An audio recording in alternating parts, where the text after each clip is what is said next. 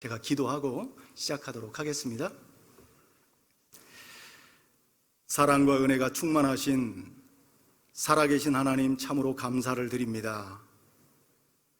우리의 지은 죄로 말미암아 영원한 멸망과 심판을 받아 마땅한 저희와 같은 죄인들을 주님께서 죽기까지 사랑해 주시고 구원하시기 위해 대신 십자가에 달려 그 보배로운 피를 흘려주시고 우리의 모든 죄를 값없이 영원히 대속해 주셔서 우리에게 썩지 않고 더럽지 않고 쇠하지 아니할 영원한 천국을 소망하며 살아갈 수 있도록 구원의 크신 은혜를 베풀어 주심에 진정으로 감사를 드립니다. 늘 주님께서 우리에게 베풀어 주신 그 십자가의 사랑이 우리의 나머지 삶을 온전히 강권할 수 있도록 도와주시고, 우리가 그 받은 은혜에 보답하는 마음으로 우리의 나머지 때를 온전히 주님의 영광과 복음을 위해서 살아갈 수 있도록 도와주시고 합당한 믿음 허락해 주시기를 간절히 기도드립니다. 오늘도 우리 각자에게 귀한 주일 아침 생명과 호흡과 만물을 허락해 주셨고, 또 이렇게 하나님 말씀 앞에 나올 수 있도록 발걸음과 여건을 허락해 주신 주님께 더욱 감사를 드립니다. 주님께서 오늘 주일 말씀을 통해 우리의 연약하고 무디어진 마음을 일깨워 주시고, 참으로 주님께서 공급하신 그 말씀의 힘으로 이 죄악된 세상 가운데 구별된 삶을 살아가며 늘 승리하는 삶을 살아가기에 합당한 시간 될 수 있도록 도와주시기를 간절히 기도드립니다.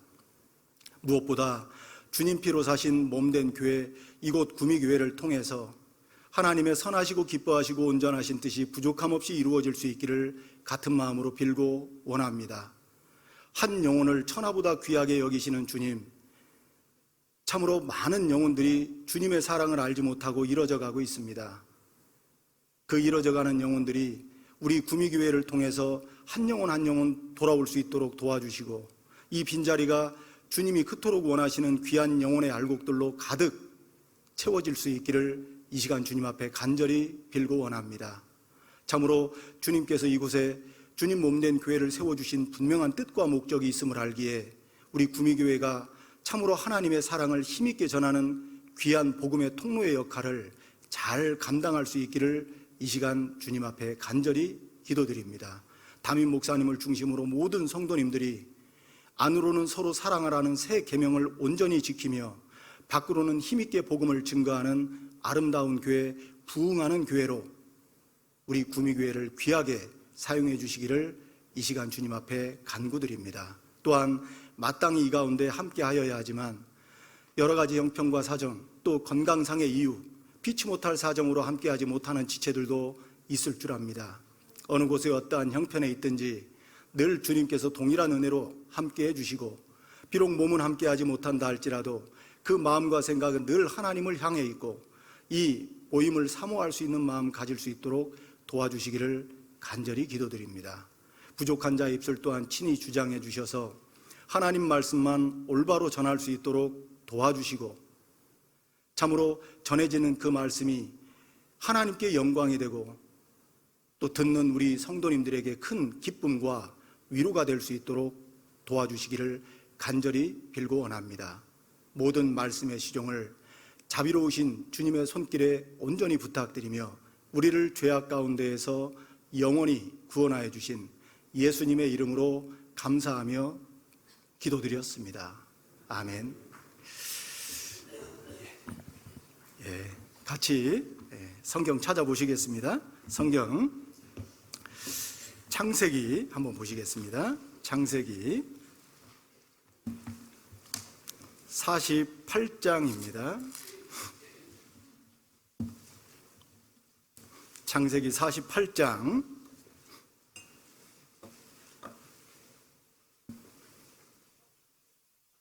21절, 22절 말씀입니다.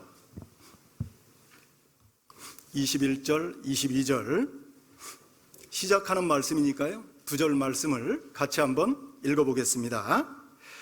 이스라엘이 요셉에게 또 이르되 나는 주구나 하나님이 너희와 함께 계시사 너희를 인도하여 너희 조상의 땅으로 돌아가게 하시려니와 내가 내게 내 형제보다 일부분을 더 주었나니 이는 내가 내 칼과 활로 아모리 족속의 손에서 빼앗은 것이니라. 예, 됐습니다. 다시 한번 인사드리겠습니다. 안녕하세요. 네, 반갑습니다. 저는 1991년 4월 7일에 구원받은 신석철 형제입니다. 대전교회에서 구원받았고요. 고향도 충청도 대전입니다. 지금 경상도에 처음 와서 경상도 정서를 잘 배우고 있고요. 현재는 너무나 우리 구미교회 성도님들이 많이 기도해 주고 계시는 의성교회에서 교제하고 있습니다. 의성교회 소식을 따로 전할 필요는 없을 것 같고 너무 잘 알고 계시죠? 너무 작고 연약합니다. 하지만 또 교회를 구성하고 있는 형제 자매님들은 너무 순수하시고 복음을 위해서 살고자 하는 뜨거운 마음도 우리 구미교회 성도님들 못지않게 있습니다. 앞으로 우리 의성교회가 계획하는 모든 일들이 정말 잘 이루어질 수 있도록 우리 구미교회 성도님들도 많이 기도해 주시고 또 사랑을 베풀어 주시면 그 힘으로 우리 의성교회가 천천히 무럭무럭 잘 성장할 수 있을 것 같습니다. 제가 제 개인적인 소개도 더 많이 드리고 또 필요한 부분도 말씀드리면 좋겠지만 그것을 위해서 이 자리에 선 것은 아니고요. 벌써 11시 8분인 것 같습니다. 정말 유능한 강사는 늦게 시작해도 제 시간에 잘 마치는 강사가 유능한 강사라는데 그렇게 될지는 잘 모르겠네요. 제가 발판이 있어서 밟고 올라왔는데 너무 높이 보여서 혹시 교만하게 여기지는 않으시죠? 저 있길래 그냥 올라온 것 뿐입니다. 오해는 안 하셨으면 좋겠고, 대충 이 정도로 제 짧은 소개 가름하고 오늘 하나님께서 또 우리 각자에게 어떤 말씀의 은혜로 함께 또 풍성한 영의 양식으로 채워주실지를 기대하는 마음으로 같이 말씀을 상고해 보았으면 좋겠는데요. 사실 모든 말씀이 그렇지만 먼저는 이 말씀이 저 자신에게 좀 많은 또 위로와 찔림이 좀 되기도 했습니다. 그래서 우리 구미교회 성도님들이 정말 주님 바라고 이 죄악된 세상에서 신앙생활 하는데 조금이라도 힘이 되고 또 유익이 되고 또 위로가 되었으면 하는 마음으로 이 자리에 섰습니다. 함께 기도하는 마음으로 이 말씀을 오늘 같이 상고해 보았으면 좋겠는데요. 48장 22절 본문을 이렇게 잡았습니다. 이 본문을 잡은 이유는 사실 이 두 절 말씀 속에도 모든 말씀이 물론 그렇지만 우리 구원받은 그리스도인들에게 굉장히 중요한 영적인 교훈을 담고 있기 때문에 이 21절과 22절 말씀을 본문으로 잡았고요. 제목을 무엇으로 정할까 굉장히 고민하다가 22절에 보면 일부분을 더 주었다는 말씀이 기록되어 있는데 그 일부분이라고 하는 단어가 주는 또 영적인 교훈, 의미를 우리가 더욱더 풍성하게 좀 얻고 배울 수 있는 시간이 되었으면 좋겠어서 그렇게 제목을 잡아보았습니다. 물론 그렇게 제목을 잡은 이유는 분명히 있습니다. 이 땅에 태어나서 살아가는 사람이라면 누구든지 실패보다는 성공을 원하고 또 패배보다는 승리를 원할 거라는 생각이 들어요. 신앙생활 안에서도 마찬가지겠죠. 나의 신앙생활이 누가 실패하기를 바라고 또 패배하기를 바라는 그리스도인이 있겠습니까? 그런 것처럼 사람이라면 누구든지 실패보다는 성공을 그리고 패배보다는 승리를 원할 거라고 생각해요. 그런데 중요한 건 내가 성공을 원하고 내가 승리를 원한다고 해서 그 승리와 그 성공이 내가 원하는 대로 내 뜻대로 다 주어집니까? 우리 구미교회 성도님들은 어떠셨어요? 신앙생활 하면서 나름 많은 굴곡도 있고 또 부침도 있잖아요. 내가 늘 주님 앞에서 합당한 신앙생활로 실패 아닌 성공, 패배 아닌 승리의 삶을 늘 살아가길 원하지만 내 삶을 돌아보면 그렇지 못한 적이 훨씬 더 많지는 않습니까? 특히 신앙의 굴곡이 가장 많을 시기가 어느 때라고 생각하십니까? 저는 개인적으로는 청년의 때라는 생각이 많이 들어요. 청년의 때는 힘이 있잖아요. 성경에서 하나님께서 주신 말씀대로 젊은 자의 영화는 힘이요 그랬거든요. 그런데 그 힘을 가지고 때로는 힘있게 주님과 복음을 위해서 살아가는 때도 있지만 청년의 시기에는 굴곡이 있다 보니까 꺼질 때는 또 어떻게 꺼지죠? 정말 끝이 안 보일 만큼 지하실까지 내려가는 경우도 많이 있단 말입니다. 쉽게 타오르다가 금방 식어지기도 하고 또 쉼없이 달리다가 금세 지치기도 하고 쉽게 일어섰다가 또 쉽게 넘어지기도 하고 어떻게 보면 내가 정말 원치 않지만 실패와 패배를 여러 번 겪을 수밖에 없는 시기가 모든 사람에게는 다 있고 특히 그때가 가장 심하게 나타나는 때가 청년의 때라는 그런 생각이 듭니다. 그렇다면 한번 생각해 볼 것이 내가 내 인생과 내 신앙 가운데에서 만나는 그 실패와 패배가 꼭 나쁜 것만일까요? 어떻게 생각하세요? 물론 제가 이런 질문을 우리 성도님들에게 드리는 건 성공보다 실패가 더 좋고 승리보다 패배가 더 좋다는 말씀을 드리려고 이 말씀을 드리는 게 아닙니다.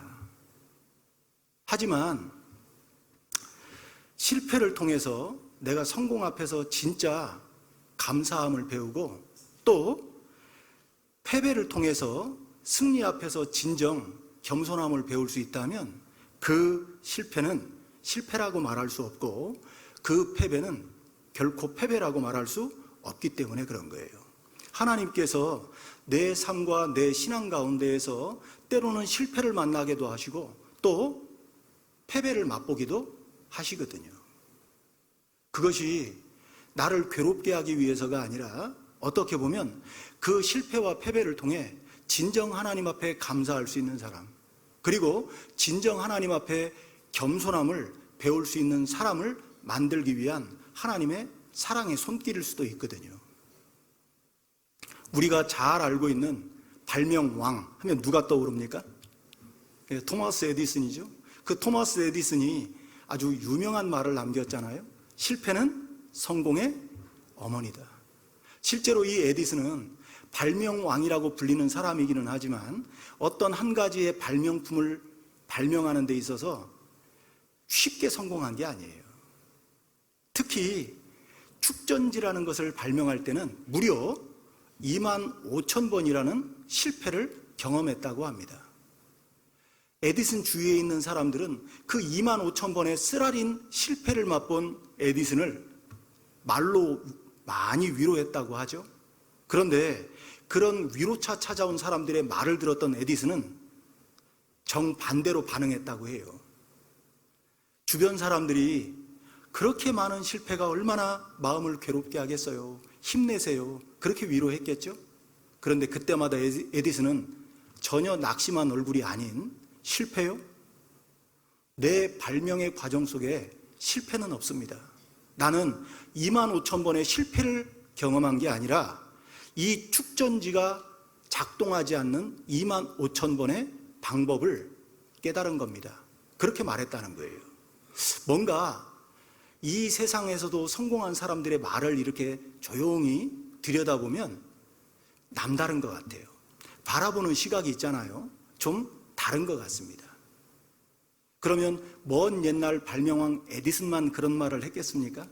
우리 시대에 글로벌 기업이라고 알려져 있는 GE, 제너럴 일렉트릭사 들어보셨죠? 그 GE라는 다국적 기업인 글로벌 회사의 최연소 CEO가 누구였냐면 잭 웰치라는 사람입니다.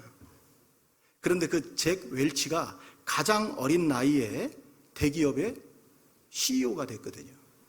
그런데 그 잭 웰치가 어떤 말을 남겼냐면 실패는 성공으로 가는 가장 빠른 지름길이며 실패에서 배우지 않는다면 성공은 결코 불가능하다라는 말을 했어요.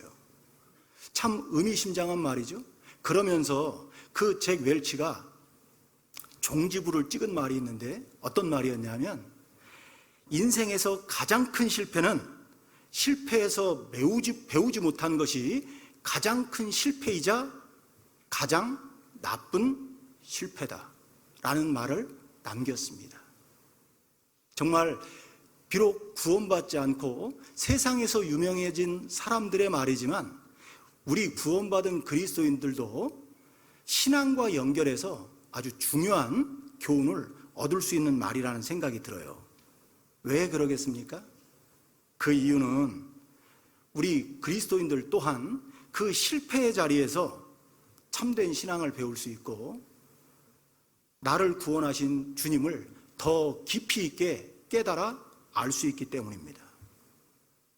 그런 측면에서 본다면 오늘 본문에 등장하는 이 야곱은 정말 우리 시대 구원받은 성도들에게 중요한 교훈을 던져주는 인물임에 틀림없는 거예요. 우리가 성경을 통해서 아는 것처럼 이 야곱은 굉장히 험악한 인생을 살았습니다.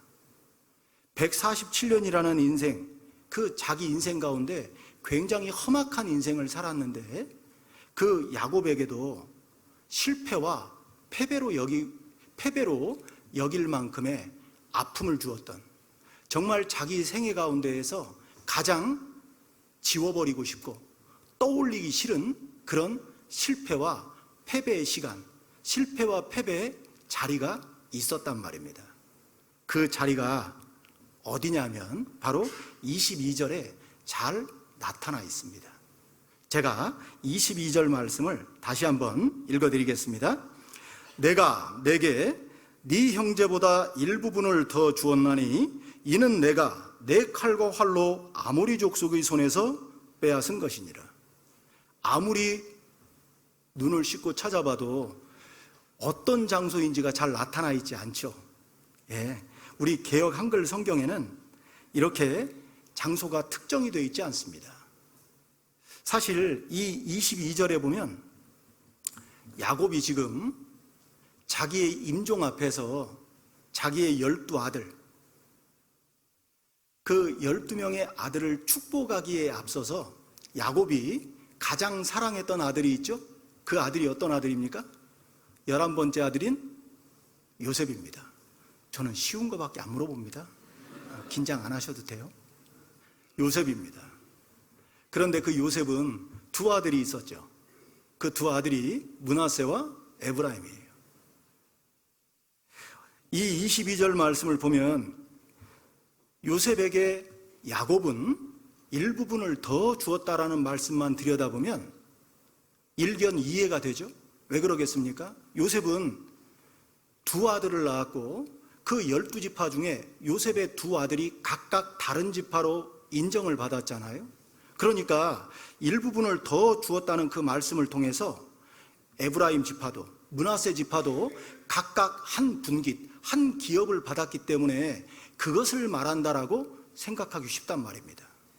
다른 지파에 비해서 한 분깃을 더 받은 몫이 되는 것이니까요.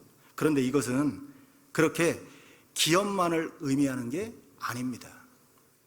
우리 개역 한글 성경에는 네 형제보다 일부분을 더 주었나니, 그 일부분을 마치 기업이나 분깃으로만 이해할 수밖에 없도록 번역이 되어 있는데 원뜻이, 일부분의 원뜻이 혹시 영어 성경을 갖고 있으면 이해가 더 쉽습니다. 세켐이라고 번역이 되어 있어요. 세켐이라는 말은 에브라임 산지에 있는 세겜 땅을 말하는 겁니다. 그 세겜이라는 뜻은 어깨라는 뜻이거든요. 다시 말하면 지금 야곱이 자기의 죽음 앞에서, 임종 앞에서 가장 사랑했던 요셉의 두 아들에게 뭐라고 말하고 있냐면 내가 내게 네 형제보다 세겜 땅을 더 주었나니, 이렇게 읽어도 정확하게 맞다, 그 뜻입니다.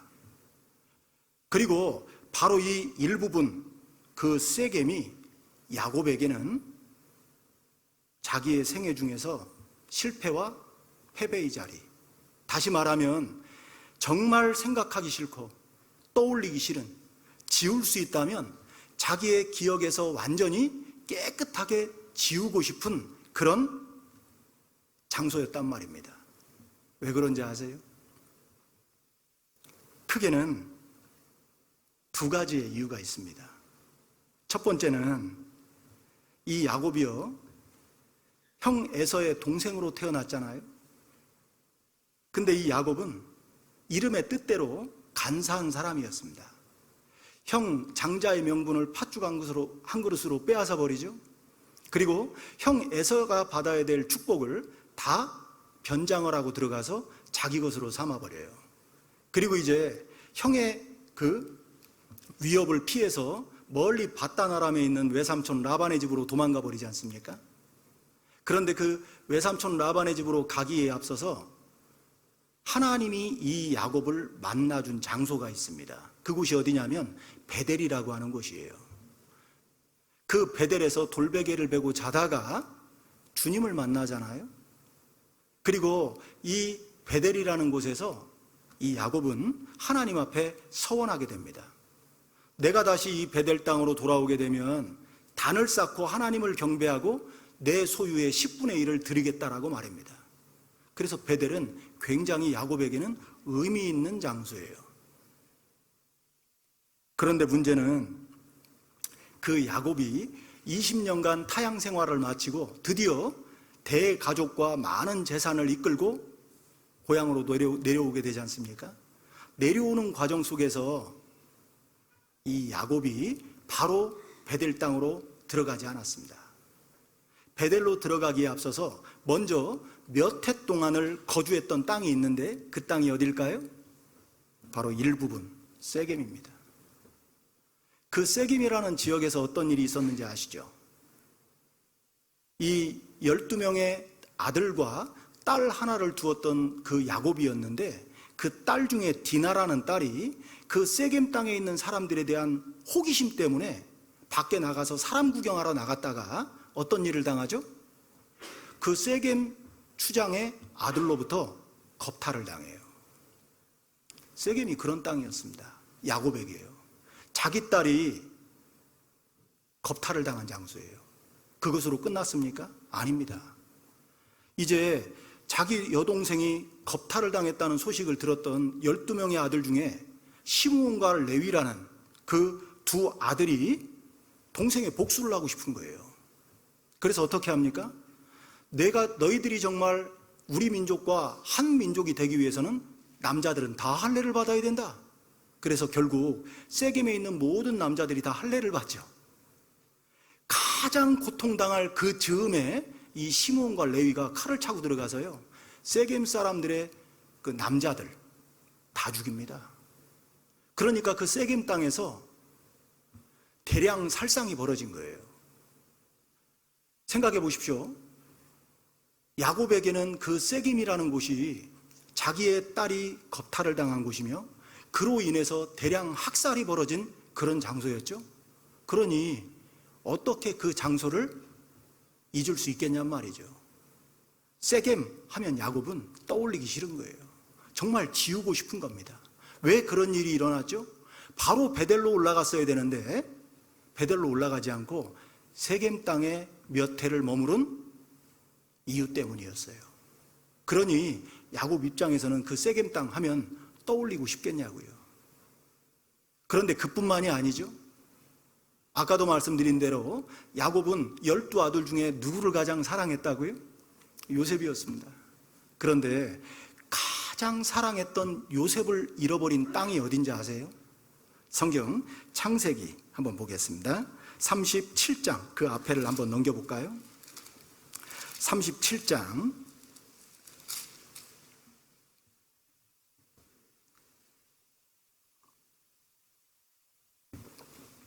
12절부터입니다. 12절부터 제가 14절까지를 읽어드리겠습니다.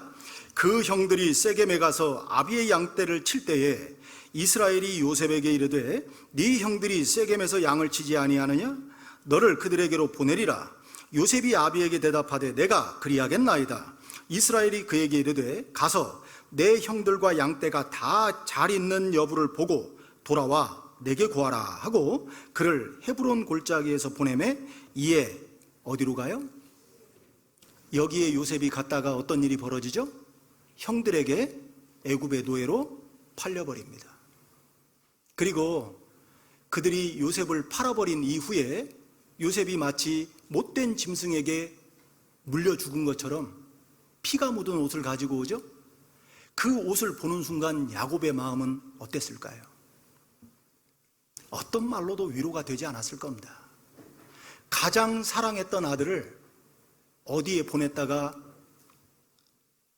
잃어버리게 된 거죠? 바로 이 세겜이라는 우리가 본문으로 찾았던 일부분입니다. 그러니 생각해 보십시오. 딸이 겁탈을 당하고 그로 인해 대량 살상이 벌어졌으며 가장 사랑했던 아들 요셉을 잃어버렸던 그 세겜이라는 장소가 야곱에게 어떤 기억으로 남겠냔 말입니다.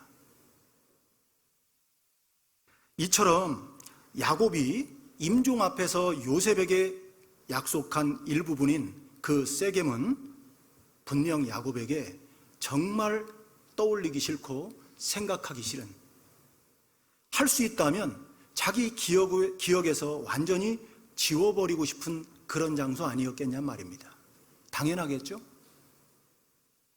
그런데 왜 야곱은 다시는 떠올리기도 언급하기도 싫을 법한 그 일부분 세겜 땅을, 그것도 자기의 죽음 앞에서 가장 사랑했던 아들 요셉에게 주었을까? 그 부분을요, 정말 깊이 있게 생각해 봐야 돼요. 사람은 죽기 전에 말이 정직해지잖아요. 죽음 앞에서 유지를 남기게 되면 남아있는 유족들은 그 유지를 어떻게든 받들려고 하는 마음을 갖게 돼 있어요. 유언은 살았을 때는 효력이 없지만 죽었을 때 효력이 발생한다라고 히브리서 9장에 기록되어 있습니다. 그만큼 죽음을 앞에 둔 사람이 마지막으로 남기는 유지는 파급력이 있는 거예요. 그런데 이 야곱이 자기의 죽음 앞에서, 그것도 가장 사랑했던 아들 요셉에게 가장 떠올리기 싫고 언급하기 싫은 그 세겜이라는 땅을 주었던 겁니다. 왜 그랬을까요? 여기도 보면 청년들도 있고 학생들도 있고 또 그 자녀들을 낳아서 기르고 입히신 부모님들도 계신데요. 부모님들 마음에 자식들을 바라보면 어떻습니까?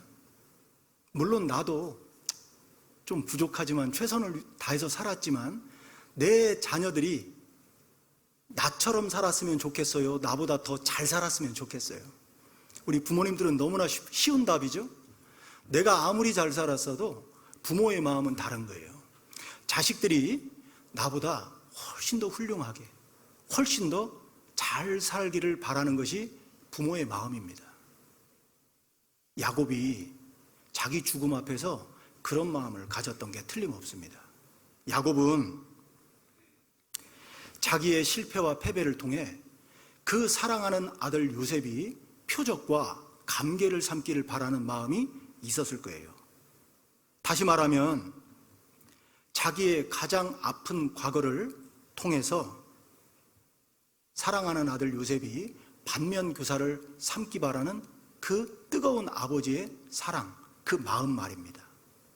그게 담겨 있는 것이 틀림없단 말이죠. 생각해 보십시오. 내가 내 삶 가운데, 내 신앙 가운데 여러 부침이 있고 굴곡이 있었습니다. 다른 사람들이 볼 때 마치 실패자처럼, 패배자처럼 보일 때가 있단 말이죠. 그러면 그런 실패와 패배를 마음껏 자랑하고 드러내겠습니까? 그런 사람이 어디가 있겠어요? 누구든지 사람이라면 실패를 부끄러워하고 패배를 감추고자 하는 마음이 있는 거예요. 그게 사람의 본성입니다. 하지만 우리가 분명히 알아야 될 건 누구나 실패할 수 있고 누구나 패배할 수 있는 거예요. 그렇기 때문에 실패가 부끄러운 것도 아니고 패배가 부끄러운 것도 아닙니다. 오히려 실패의 순간 그리고 패배의 순간에서 나의 부족함과 나의 연약함을 정확하게 깨닫고 내가 하나님만 온전히 더 의지할 수 있는 방법을 배울 수 있다면 그 실패는 실패가 아니고 성공일 수 있는 겁니다. 그 패배는 패배가 아니고 승리일 수 있는 거예요. 그런데 우리는 너무나 작은 문제, 작은 일에도 너무나 쉽게 주저앉고 낙심합니다. 너무나 쉽게 패잔병이 되는 거예요. 우리가 정말 성경을 통해서 본삼기 원하는 많은 믿음의 선진들이 있죠. 그런 믿음의 선진들이 우리와 전혀 다른 특별한 사람들이 아니에요. 오히려 나처럼 부족하고 연약한 나와 동일한 성정을 가진 사람이라는 거 기억할 필요가 있습니다. 이스라엘 역대 왕 중에 가장 존경을 받고 사랑을 받는 왕이 누군지 아시죠? 바로 다윗입니다. 하나님께서는 그 다윗을 향해서 뭐라고 정의해 주셨죠? 사도행전 13장에 보면 내가 이새의 아들 다윗을 만나니 내 마음에 합한 사람이라. 생각해 보세요. 하나님은 창조주입니다. 그런데 다윗이 아무리 위대한들 피조물이잖아요. 그런데 창조주가 피조물을 향해서 뭐라고 말씀하고 계시는 거죠? 내 마음에 합한 사람이라. 이거 이상 극찬이 또 있겠습니까? 정말 놀라운 평가를 받았던 사람이 다윗이잖아요. 그렇다면 다윗에게는 그 실패와 패배의 자리가 없었겠냔 말입니다. 오히려 이 다윗은요, 2번이나 있었어요. 이스라엘 왕이 되기 이전에도 있었고 이스라엘 왕이 된 이후에도 있었단 말입니다. 먼저는 이스라엘 왕이 되기 이전에 어떤 실패와 패배의 시간이 있었습니까? 성경에 보면 다윗이요, 군대 장관이 돼서 나가는 전쟁마다 승승장구하고 돌아오잖아요. 그때 개선 장군처럼 돌아오는 다윗을 향해서 여인들이 뭐라고 창화했습니까? 사울의 죽인 자는 천천히요 다윗의 죽인 자는 만만이로다. 이 여자들이 속이 없어요. 죄송합니다. 여기 자매님들 저를 적군으로 알겠는데요. 그 말을 들으면 사울이 어떤 생각이 들겠습니까? 이거 봐라. 인기 얻었지, 민심 얻었지. 성경에는 뭐라고 써있죠? 나라밖에 더 얻을 것이 무엇이냐? 그때부터 사울이 다윗을 주목하였더라. 이제 이 다윗이요, 자기의 사위가 아니에요. 경쟁장구예요. 자기의 왕위를 얼마든지 넘볼 수 있는 유력한 경쟁자가 된 겁니다. 그러니까 사울이 어떻게 했죠? 그때부터 다윗을 죽이고자 반평생을 허비하게 되는 겁니다. 다윗을 죽이려고 얼마나 쫓아다녔습니까, 이 사울이? 그런데 놀라운 건 댁에 가서 읽어보세요. 사무엘상 19장부터 21장에 보면 그런 사울의 칼을 피해서 다윗이 의지할 만한 가지들을 하나님이 하나씩 하나씩 다 없애버립니다. 이 다윗이 있잖아요, 자기 아내를 의지할까봐 하나님이 이 미갈로부터 다윗을 떠나게 만들어버리죠. 사무엘상 19장에 기록되어 있어요. 그리고 미갈을 떠난 다윗이 라마로 갑니다. 라마에 누가 있었냐면 사무엘이 있었어요. 사무엘은 그때 당시에 이스라엘 민족의 종교적인, 정치적인, 군사적인 지도자였습니다. 정신적인 지주였어요. 그 사무엘을 의지하고자 라마로 들어간 거예요.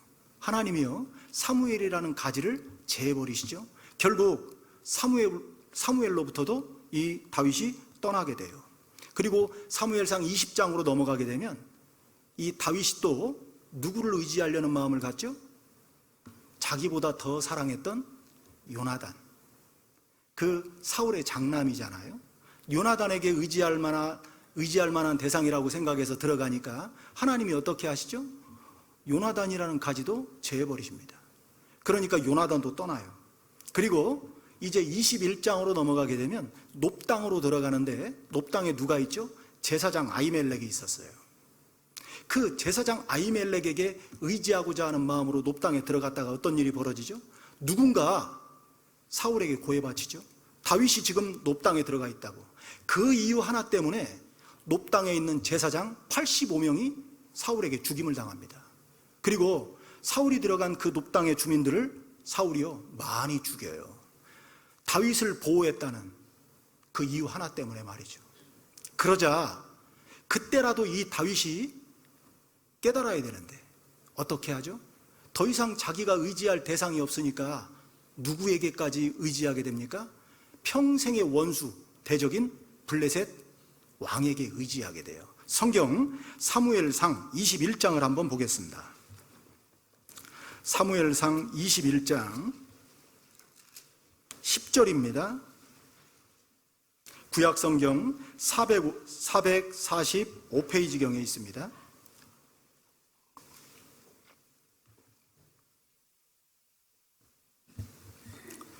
사무엘상 21장 10절입니다. 제가 읽겠습니다. 그 날에 다윗이 사울을 두려워하여 일어나 도망하여 가드 왕 아기스에게로 가니. 이 사울이요 미갈로 피했죠. 라마에 있는 사무엘로 피했죠. 요나단으로 피했죠. 아히멜렉으로 피했습니다. 그래도 안 되니까 결국은 원수 소나기로 들어간 거예요. 정말 의지하면 안 되는 이스라엘 민족의 평생의 대적인 블레셋 왕에게 망명을 한 거란 말입니다. 그런데 중요한 건 그 자기의 정체를 감춘 다윗이 신하들 앞에서 자기의 정체가 다 드러나게 되죠. 결국 사자를 피하려다가 곰품에 안긴 셈이 이 다윗이 된 겁니다. 그 뒤에 11절부터 제가 읽어드리겠습니다. 아기스의 신하들이 아기스에게 고하되 이는 그 땅의 왕 다윗이 아니니까? 무리가 춤추며 이 사람의 이를 창화하여 가로되 사울의 죽인 자는 천천히요 다윗은 만만이로다 하지 아니하였나이까? 한지라. 다 드러난 거예요. 이 다윗이요 살고자 들어간 그 땅이 오히려 사지가 된 거죠. 그때 이 다윗은 기지를 발휘합니다. 어떤 기지를 발휘했죠? 그 자기 한 목숨 지키고자 원수들 앞에서, 특히 이스라엘 유대인들은요 이방인들을 사람 취급 안 합니다. 개 돼지로 보거든요. 그 하찮게 여겼던 그 블레셋 원수들 앞에서 미치광이 행세를 하는 거예요. 입에서는 침을 질질 흘리고 그 침이 막 수염까지 내려옵니다. 벽에는 알아보지도 못하는 글씨를 막 그적그적 써대는 거죠. 그 모습을 보고 블레셋 왕이 뭐라고 말하죠? 아니 우리 블레셋 땅에 미친 사람이 부족해서 한 사람 더 보탰냐? 그 뒤에 12절부터 제가 또 읽어드리겠습니다. 다윗이 이 말을 그 마음에 두고 가드왕 아기스를 심히 두려워하여 그들의 앞에서 그 행동을 변하여 미친 채 하고 대문짝에 그적거리며 침을 수염에 흘리매 아기스가 그 신하들에게 이르되 너희도 보거니와 이 사람이 미치광이로다. 어찌하여 그를 내게로 데려왔느냐? 내게 미치광이가 부족하여서 너희가 이 자를 데려다가 내 앞에서 미친 짓을 하게 하느냐? 이 자가 어찌 내 집에 들어오겠느냐? 하니라. 결국 그 사지를요 미친 사람 행세를 하고 다윗이 가까스로 빠져나옵니다. 그때를 어떻게 잊겠어요? 다윗 입장에서는요 자기 한 목숨 지키자고 하나님을 의지하지 못하고 원수들에게 기댔던 그 자기의 아픈 과거 어떻게 잊어버리겠습니까? 그렇지 않겠어요? 다윗이요 정말 잊을 수 없었던 일 같아요. 왜 그런지 아세요? 이 배경을 가지고 다윗이 자기 인생 말년에 시편 34편을 기록하잖아요. 댁에 가서 찾아보세요. 다윗이 아비멜렉 왕 앞에서 지은 시, 다윗이 미친 채 하면서 쫓겨나면서 지은 시라고 배경을 말하고 있습니다. 다윗이요 이 쓰라린 기억을 통해서 정확하게 배운 사실이 한 가지가 있죠. 그게 바로 시편 34편 8절이에요. 너희는 여호와의 선하심을 맛보아할지어다. 그에게 피하는 자가 복이 있도다. 다윗이요 자기의 실패와 패배를 통해서 철저히 깨닫고 기록한 시편입니다. 비록 이런 중요한 진리를 깨닫기는 했지만 그 원수들 앞에서 미치광이 행세를 했던 그 치욕의 시간을 다윗이 어떻게 잊을 수 있겠냔 말이에요. 그게 바로 다윗이 왕이 되기 이전에 첫 번째 실패의 시간, 패배의 시간이었다면 왕이 된 이후에도 있었죠? 언제입니까? 정말 다윗에게는 치욕의 시간. 자기에게 가장 충성스러운 부하였던 우리아의 아내를 간음을 합니다. 그리고 그 간음죄를 숨기기 위해서 어떻게 하죠? 살인죄를 짓죠. 그 우리아를 전장터 맨 앞에 화살바지를 만들잖아요. 그 사실로 말미암아 태어난 아이가 죽게 되죠. 그리고 심지어 자기가 뱃속으로 난 압살롬에게 반역을 받아요. 맨발로 다윗성을 빠져나갑니다. 시간이 없어서 앉았지만 다윗이 다윗성을 빠져나갈 때 기드론 시내를 건넜다라고 기록되어 있어요. 기드론 시내는 성전에서 짐승을 죽여서 제사를 드리면 그 피가 흘러내려오는 길이에요. 웬만큼 급하지 않으면 건너지 않는 시내란 말입니다. 그러니까 다윗의 처지가 얼마나 다급했는지 그 기드론 시내를 건넜으니까요. 목숨 지키자고, 아들의 반역 때문에. 그게 바로 다윗이 왕이 된 이후에 만나게 됐던 실패의 시간, 패배의 시간이었습니다. 그런데 중요한 건 그 다음이에요. 다윗이 왜 하나님 앞에 놀라운 평가를 받을 수밖에 없었는지 아세요?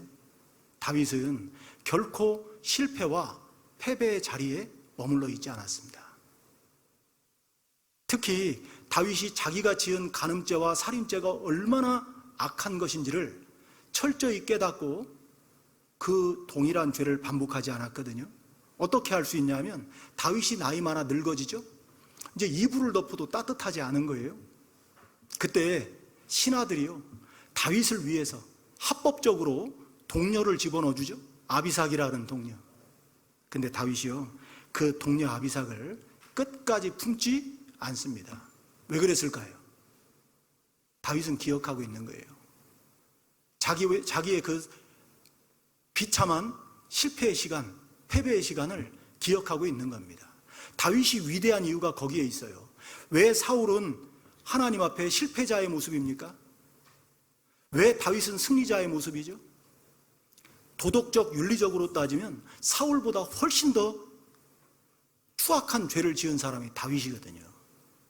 그런데 왜 사울은 실패자 인생으로 막을 내리고 다윗은 승리자의 모습으로 하나님께 기억될 수 있을까요? 다윗은 그 실패와 패배의 그 시간들을 계속해서 동일하게 반복했죠. 하지만 다윗은 그 실패와 패배의 시간에 그 자리에 머물러 있지 않았습니다. 그 동료 아비삭을요, 끝까지 품지 않아요. 그런 다윗의 마음을 본 하나님께서 뭐라고 말씀하셨죠? 다윗은 평생에 하나님의 뜻을 조차 섬기다가 잠들었다. 그게 다윗의 삶이고, 내가 이새의 아들 다윗을 만나니 내 마음에 합한 사람이라. 그런 평가를 받을 수 있었던 이유가 되는 거예요. 다윗은 철저하게 실패했습니다. 철저하게 패배했죠. 왕이 되기 이전에도 실패했고 왕이 된 이후에도 패배했습니다.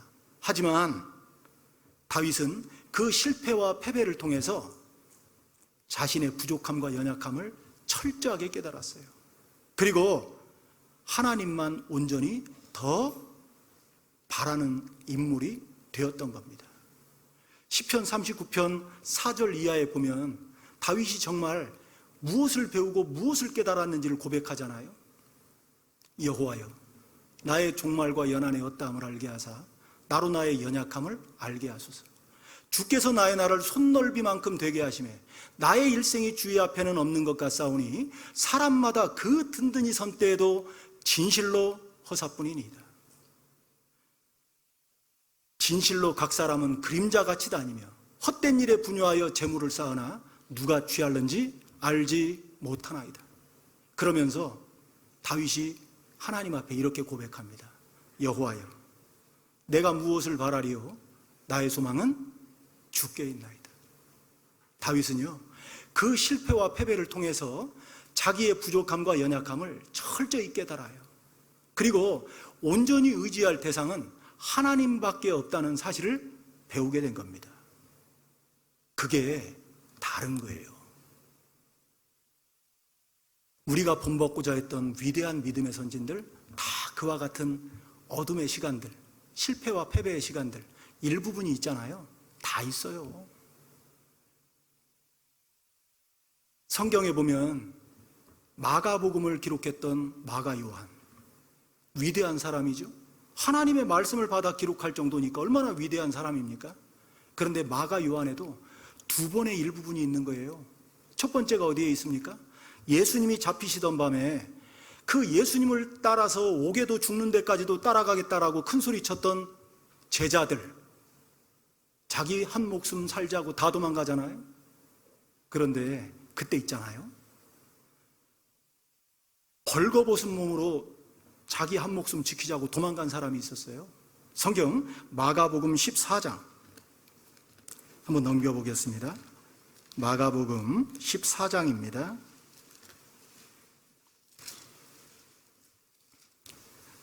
50절부터 52절까지입니다.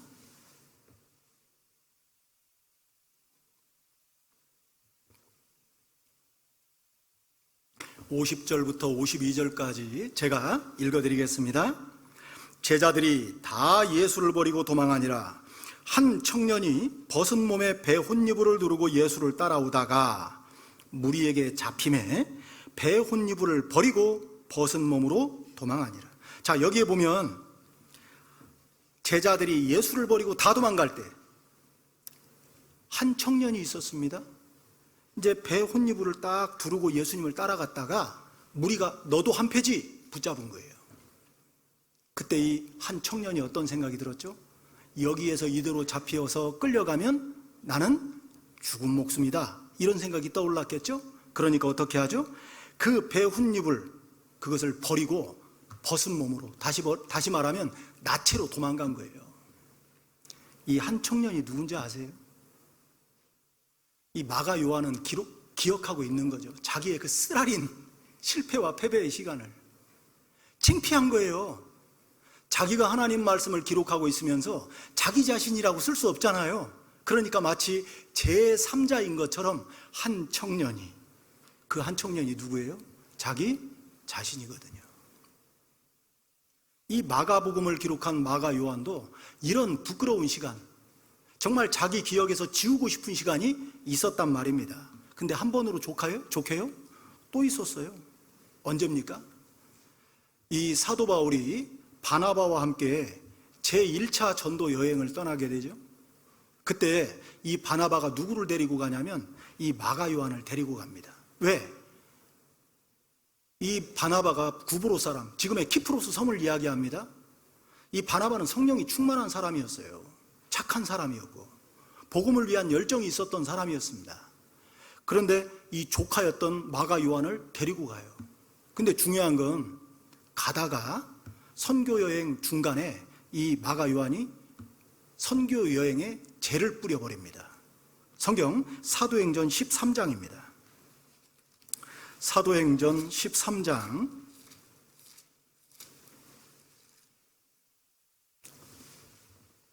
13절 말씀입니다. 13장 13절. 자, 제가 읽어드리겠습니다. 바울과 및 동행하는 사람들이 바보에서 배타하고 밤빌리아에 있는 버가에 이르니 요한은 저희에게서 떠나 예루살렘으로 돌아가고. 이 마가 요한이요, 중도의 선교를 포기하고 돌아간 거예요. 왜? 죽기 힘들거든요. 험한 산도 괜찮소, 바다 끝이라도 괜찮소, 마음은 각별해서 함께 떠났는데 계속 따라가다가는 죽을 것 같은 거예요. 그러니까 중도에 선교여행을 포기하고 돌아가 버립니다.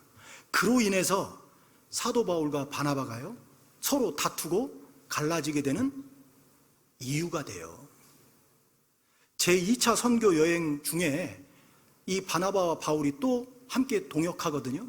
근데 이때도 바나바가 이 마가 요한 조카를 데리고 가자는 거죠. 근데 사도 바울이 반대를 해버립니다.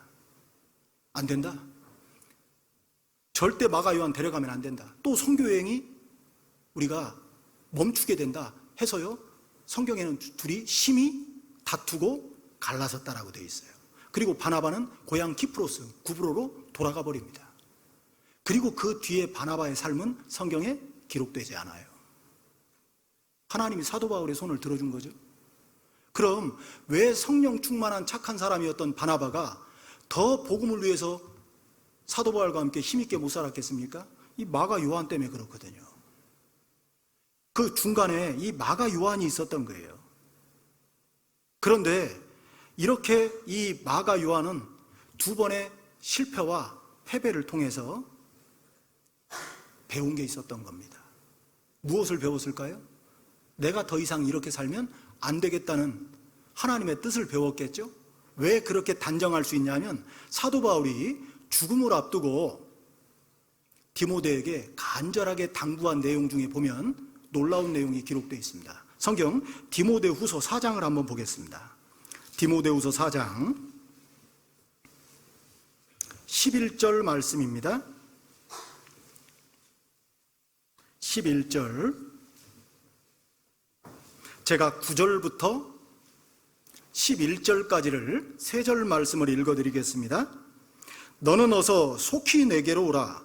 데마는 이 세상을 사랑하여 나를 버리고 데살로니가로 갔고, 그레스게는 갈라디아로, 디도는 달마디아로 갔고, 누가만 나와 함께 있느니라. 네가 올 때에 마가를 데리고 오라. 저가 나의 일에 유익하니라.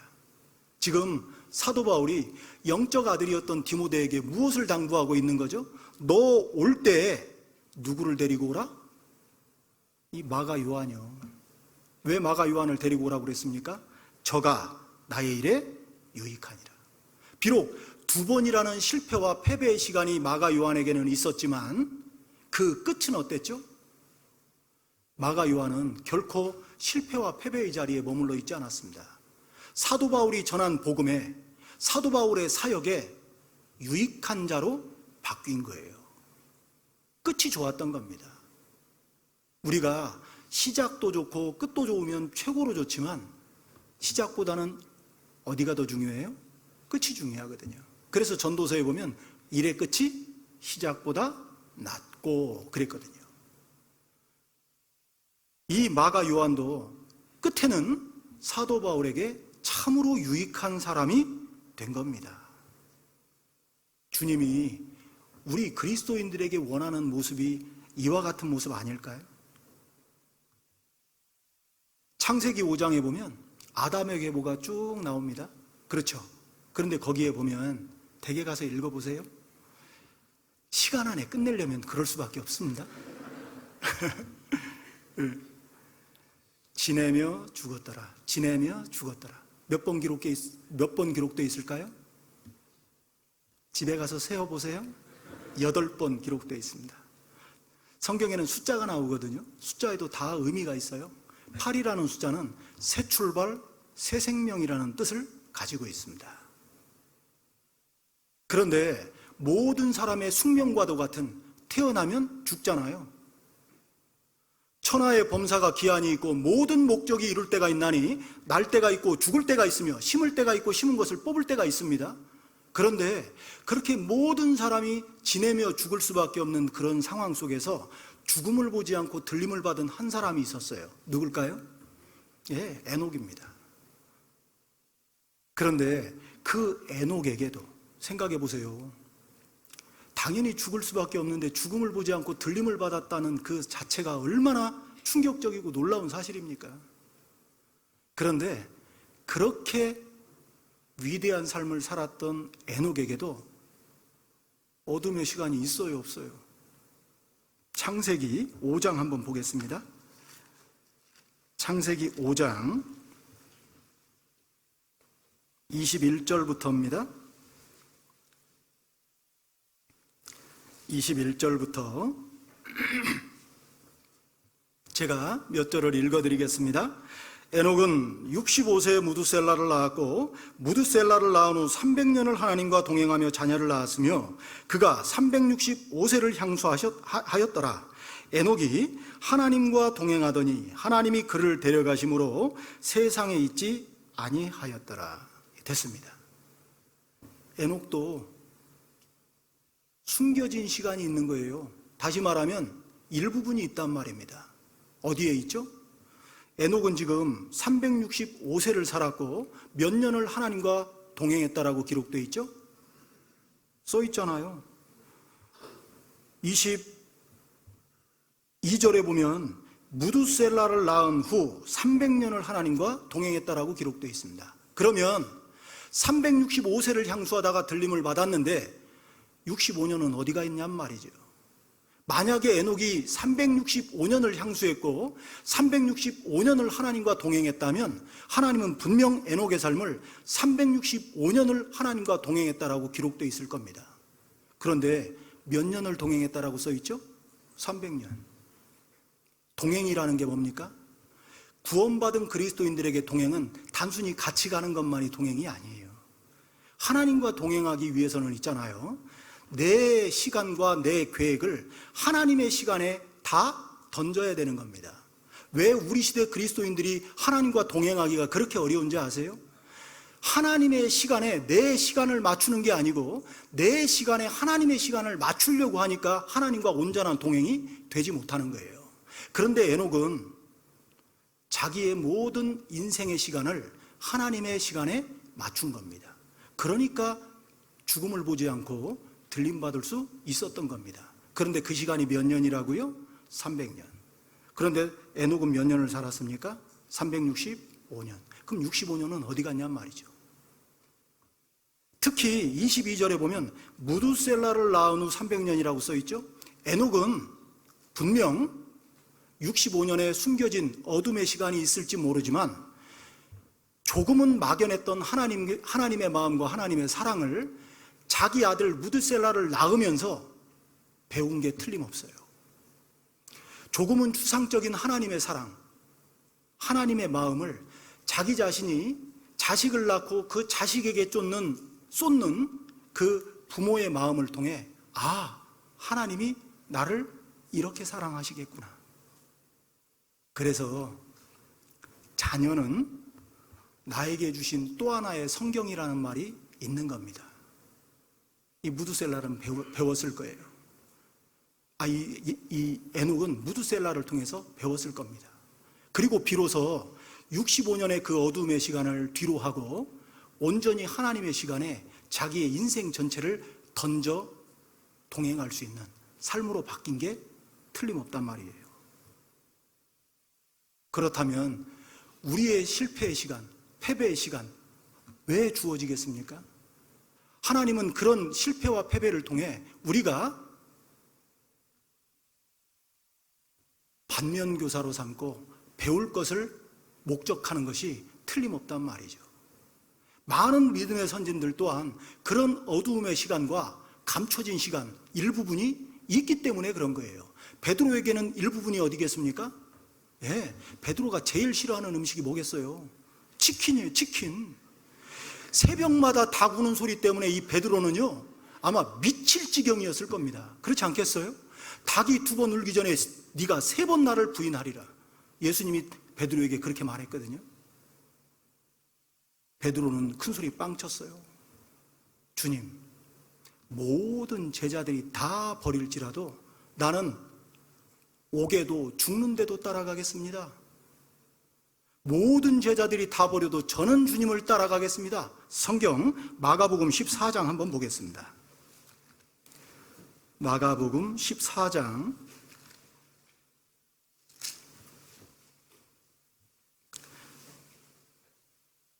29절부터 31절까지입니다. 29절부터 31절까지입니다. 제가 읽어드리겠습니다.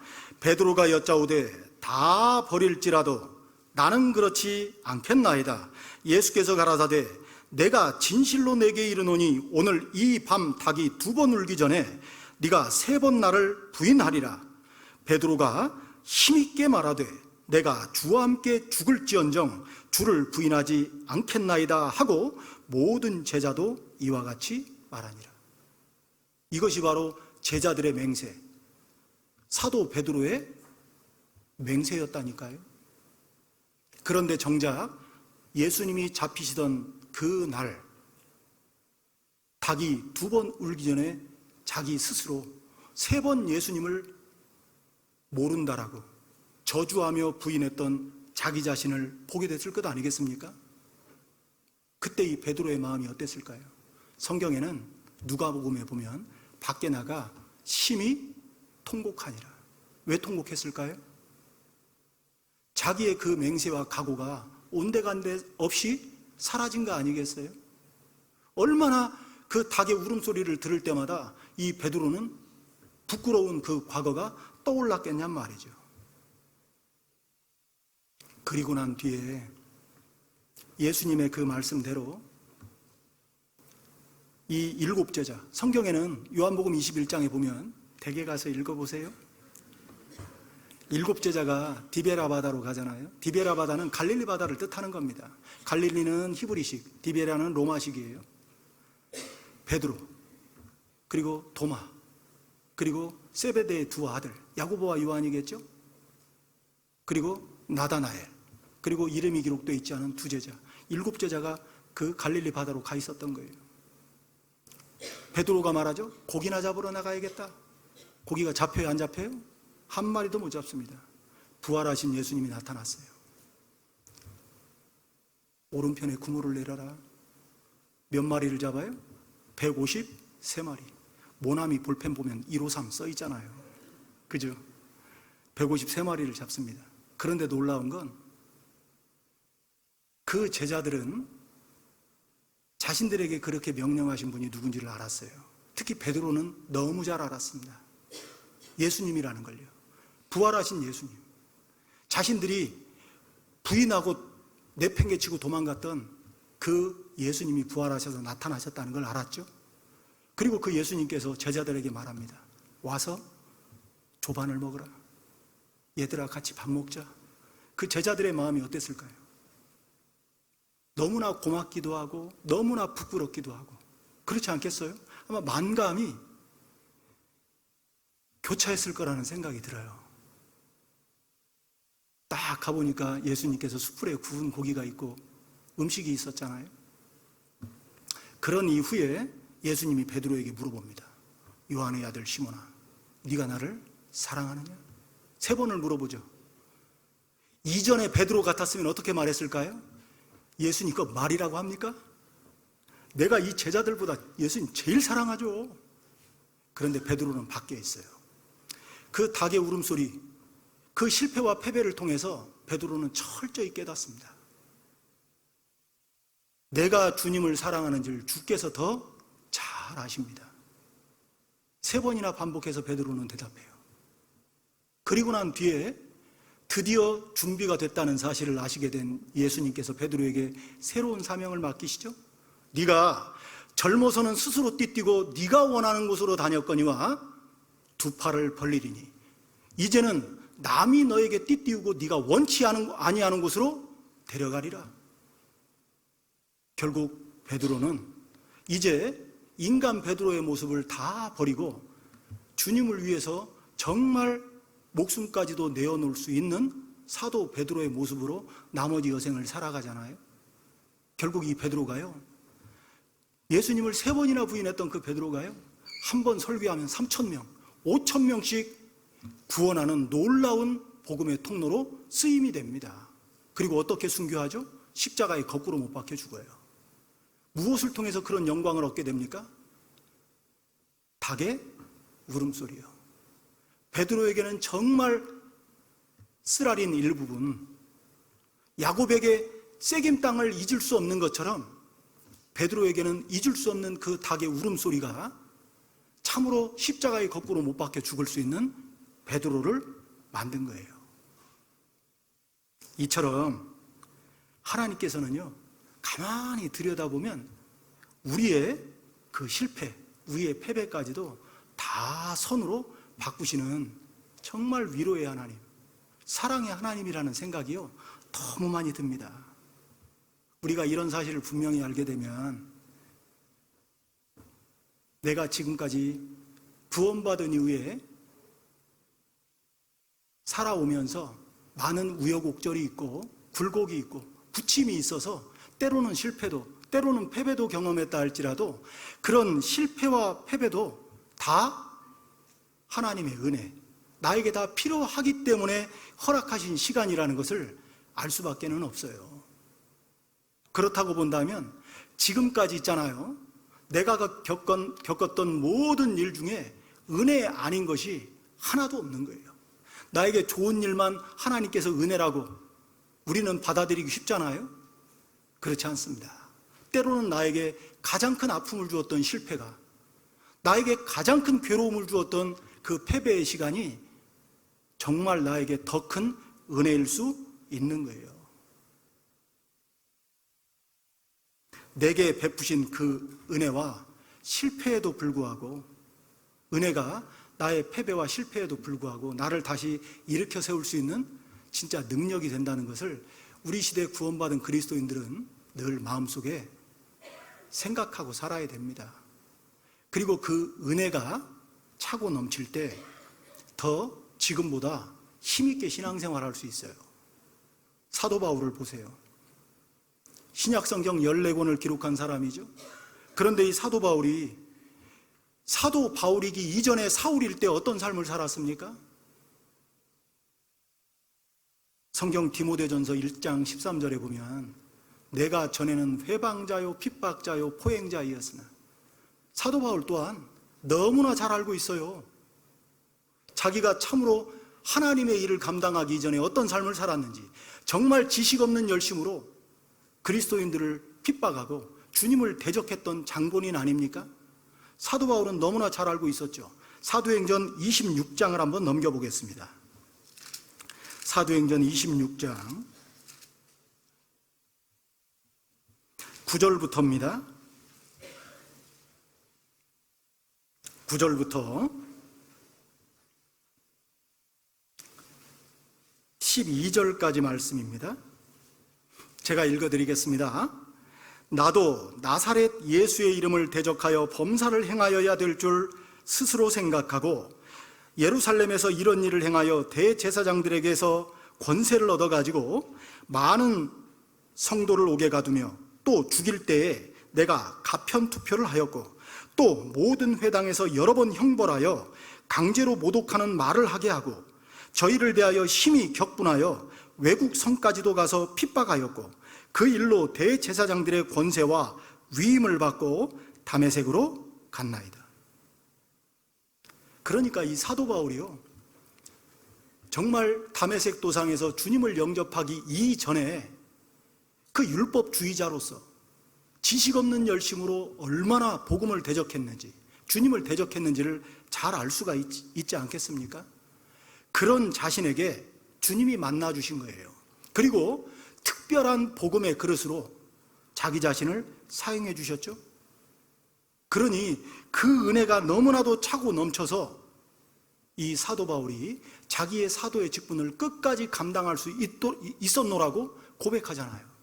고린도전서 15장 9절 10절 말씀에 보면 나는 사도 중에 지극히 작은 자라 내가 하나님의 교회를 핍박하였으므로 사도라 칭함을 받기에 감당치 못할 자로라. 그러나 나의 나 된 것은 하나님의 은혜로 된 것이니 내게 주신 그의 은혜가 헛되지 아니하여 내가 모든 사도보다 더 많이 수고하였으나 내가 아니요 하나님의 은혜로라. 사도 바울은 너무나 잘 알고 있었던 거예요. 가장 하나님을 대적했던 자기를 주님이 어떻게 사랑했는지, 어떤 은혜를 베풀었는지 말입니다. 그리고 그 은혜가 자기를 제2의 삶을 살도록 역사했다는 사실을 사도 바울은 입술로 고백했던 겁니다. 이런 사실만 봐도 우리가 정말 기억해야 될 것은 나의 어떤 실패의 크기, 패배의 크기보다 하나님의 은혜 그리고 사랑의 크기는 훨씬 더 크다는 사실을 기억해야 된다는 것을 알려주는 겁니다. 그게 왜 중요하겠습니까? 그 은혜로 말미암아 구원받은 성도들이 승리하는 삶을 살 수 있고, 나의 부족함과 연약함에도 불구하고 힘있게 복음을 위해서 살아갈 수 있기 때문에 그런 거예요. 모세도 들어가지 못한 가나안 땅을 여호수아가 수장이 돼서 들어가게 되잖아요. 그 여호수아는요, 400년 동안 노예 근성에 빠져 있는 이스라엘 민족, 어떻게 보면 오합지졸입니다. 그런 오합지졸들을 이끌고 치르는 전쟁마다 한 번도 패배하지 않고 다 이기면서 가나안 땅을 정복해 나갑니다. 그런데 그 여호수아에게도 유일하게 쓰라린 패배를 한번 맛본 전쟁이 있었죠? 어디에서입니까? 아이성 전투요. 그 아이성 전투에서 여호수아는 패배를 맛보잖아요. 물론 여호수아 개인 때문은 아닙니다. 그 한 사람의 범죄 때문이죠.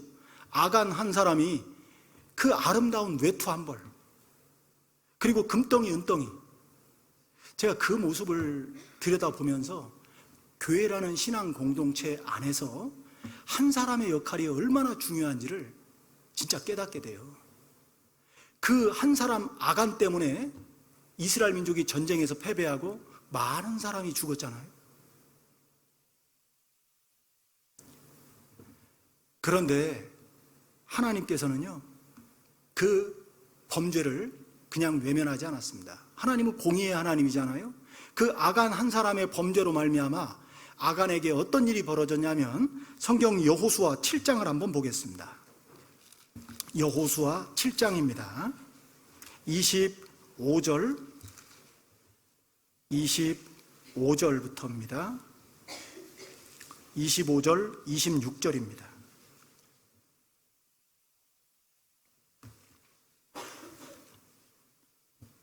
25절, 26절 제가 읽어드리겠습니다.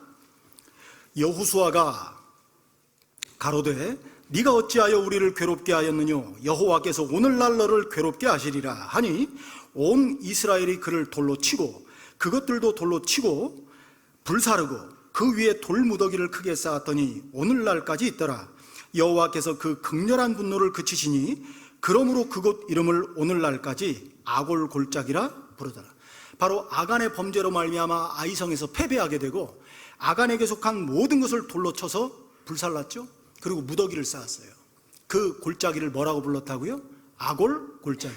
아골이라는 뜻은 괴로움이라는 뜻이거든요. 그래서 아골 골짜기는 괴로움의 골짜기라는 뜻을 가지고 있는 겁니다. 그게 바로 범죄의 결과였어요. 그런데 하나님이 어떤 분입니까? 하나님은 참으로 사랑과 은혜와 위로의 하나님이죠. 이 괴로움의 골짜기를 이스라엘 민족에게 있어서는 정말 쓰디쓴 패배를 경험할 수밖에 없었던 그 패배의 골짜기를 소망의 문으로 삼는 분이에요. 호세아서 구약성경 호세아입니다. 2장을 한번 넘겨볼까요? 2장 14절 15절입니다. 구약성경 1258페이지경에 있습니다. 호세아서 2장 14절 15절 같이 한번 읽어보겠습니다. 그러므로 내가 저를 계유하여 거친 들로 데리고 가서 말로 위로하고 거기서 비로소 저의 포도원을 저에게 주고 아골 골짜기로 소망의 문을 삼아주리니 저가 거기서 응대하기를 어렸을 때와 애굽 땅에서 올라오던 날과 같이 하리라.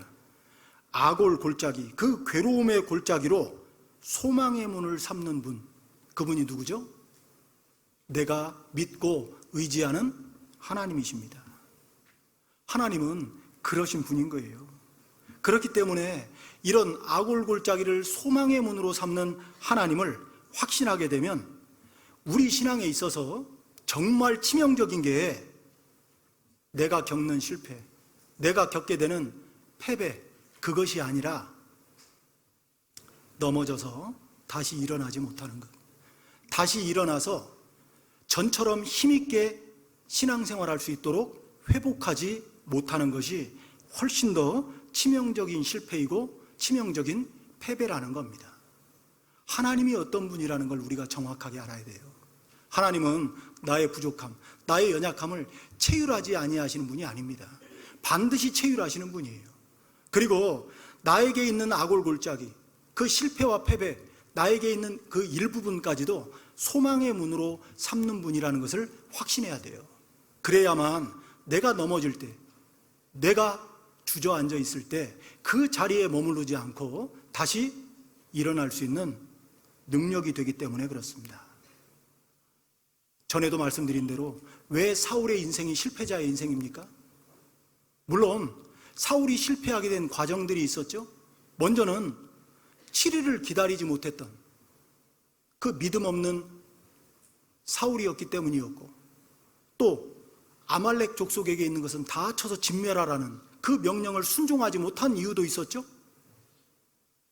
그리고 이 사울은 교만했잖아요. 처음 마음을 다 잃어버린 사람입니다.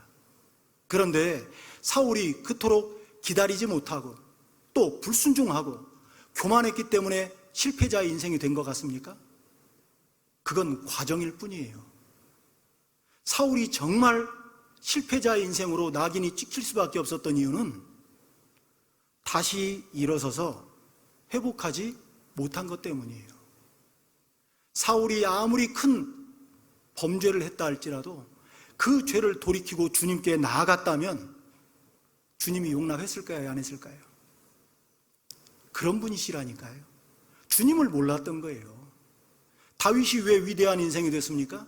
그런 도덕적으로 윤리적으로 너무나 씻을 수 없는 죄가 있었지만 주님께 다시 돌아갔단 말이죠. 회개했단 말입니다. 그게 얼마나 중요한 건지 몰라요. 만약 사울이 그 거듭되는 실패, 패배에도 불구하고 주님께로 다시 돌아가서 회복하고자 했다면 하나님은 그 사울까지도 다 용납하시는 분이었단 말이죠. 누가복음 15장에 보면 두 아들이 있잖아요. 아버지의 유산을 다 당겨서 먼 타국에 가서요 허랑방탕하게 사용했습니다. 이제 반거지가 됐죠. 그때 이 아들은 깨달아요. 내가 아버지에게로 돌아가서 종의 한 사람처럼 살아도 이것보단 낫겠다라는 마음을 가지고 아버지 집에 돌아가기로 결심합니다. 그런데 그 거렁뱅이가 돼서 돌아오는 아들의 모습을 누가 먼저 바라보죠? 아버지예요, 아버지. 아버지가 먼저 측은히 여겨 달려가서, 성경은 그렇게 기록되어 있잖아요. 그게 아버지의 마음이자 나를 향하신 하나님의 마음이지 않습니까? 그리고 뭐라고 그 아버지가 아들에게 말합니까? 그리고 그 아들 하인들에게 말하죠. 제일 좋은 옷을 입혀라. 발에 신을 신기고 손에 가락지를 끼우고 살찐 소를 잡아라. 이는 죽었다가 살았고 내 잃었다가 얻은 아들이니라.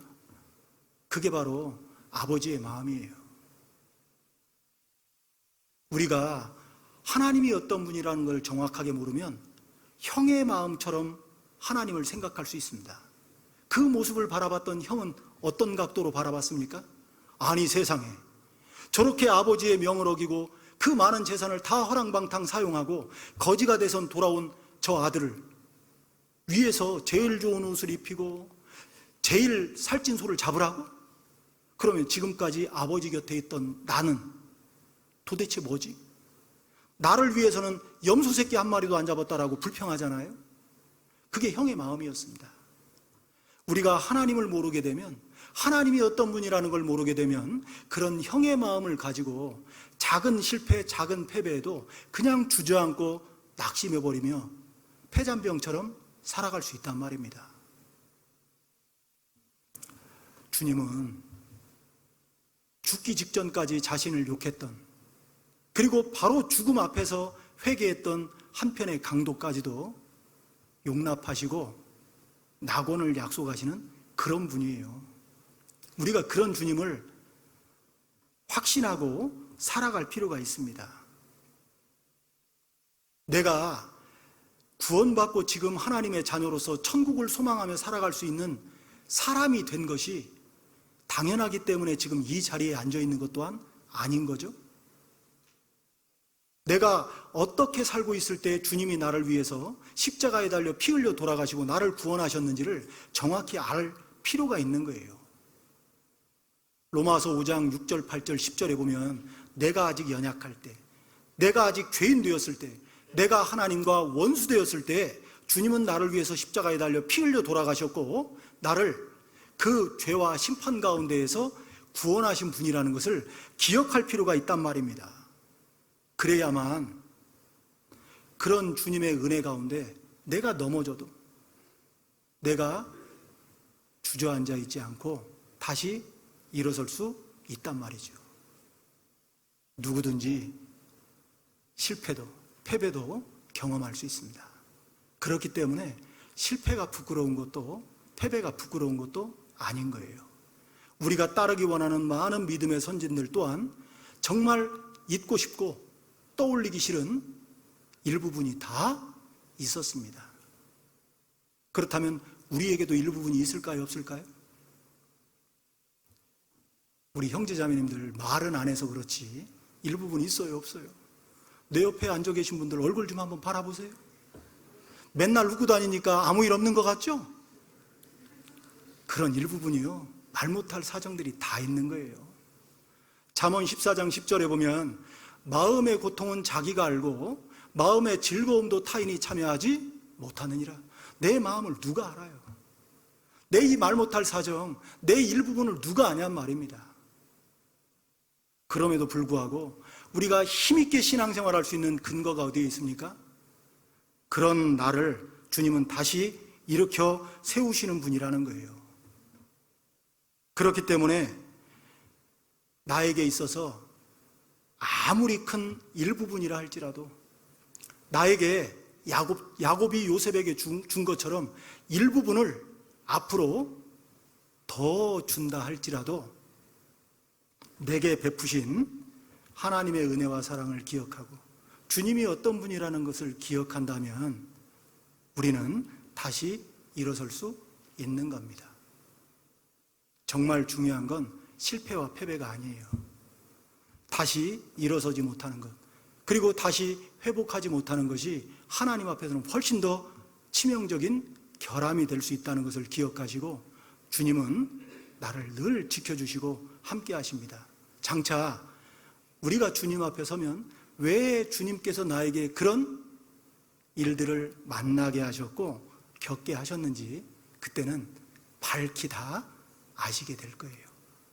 우리가 중요한 건 하나님이 어떤 분이라는 것을 정확히 아는 게 훨씬 중요합니다. 마지막으로 이사야서 65장을 한번 보고 마치겠습니다.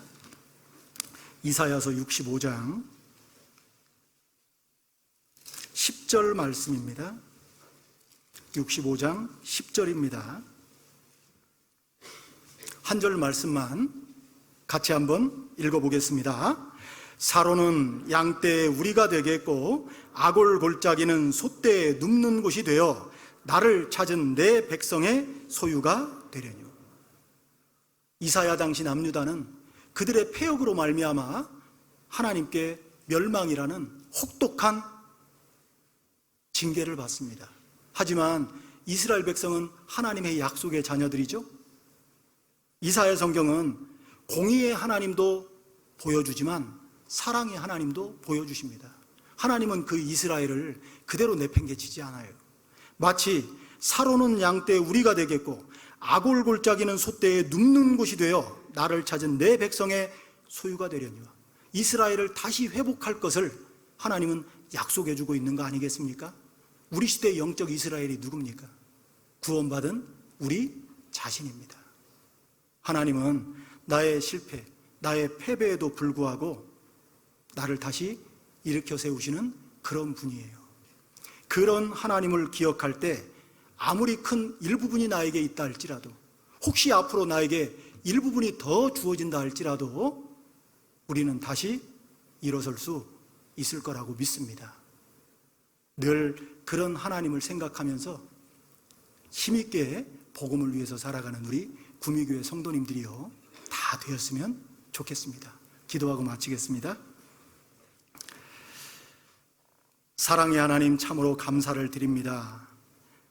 오늘 말씀을 통해 참으로 하나님이 우리에게 원하시는 신앙의 모습이 어떤 모습인지를 알게 하심을 참으로 감사를 드립니다. 늘 우리의 아픔과 괴로움을 채율하시는 하나님을 기억하고 아무리 큰 일부분이 있다 할지라도 일부분이 더 주어진다 할지라도 그런 어려움과 고난 앞에서 넘어지지 않고 다시 일어나 회복해서 더욱 힘있게 우리의 나머지 때를 주님의 영광과 복음을 위해서 살아갈 수 있는 귀한 구미교회 성도님들이 다 될 수 있기를 이 시간 주님 앞에 간구드립니다. 오늘 하루 나머지 모든 삶도 자비로우신 주님의 손길에만 온전히 부탁드리며 우리를 언제나 사랑하시는 예수님의 이름으로 기도드렸습니다. 아멘.